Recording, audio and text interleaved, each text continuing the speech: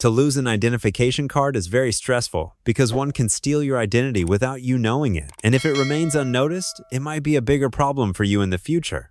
People lose their identification card or driver's license every day, whether it was stolen, forgot where the last place it was stored, or it got lost.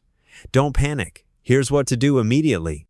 Stay tuned for this step-by-step video so you don't get stuck without identification. Let's get started.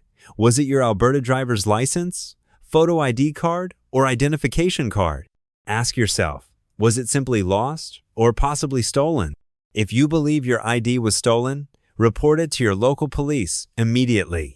Get a police report number. This helps prevent identity theft and supports your replacement application.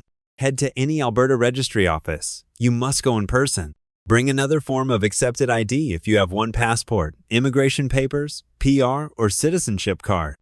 If you do not have any of these, and if your Alberta photo ID or Alberta driver's license is still valid, you can use a utility bill, pay stub, phone bill, credit, or bank statement.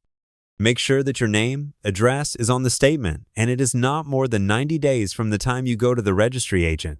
Pay the replacement fee, approximately $28 to $35. You'll get a temporary paper license or ID right away. Your new card arrives by mail in about 10 working days. If stolen, contact Equifax and TransUnion to place a fraud alert. Monitor your bank accounts and credit cards. Alberta also recommends reporting lost IDs to Service Alberta's Consumer Contact Center if identity fraud is suspected. You cannot order a replacement ID online. It must be done in person at a registry agent for security reasons. And that's it. Replacing your Alberta ID or license is straightforward if you act fast. If you found this helpful, give it a like. Drop your questions in the comments. And don't forget to subscribe for more tips on navigating Alberta's government services. Stay safe. Thank you for watching.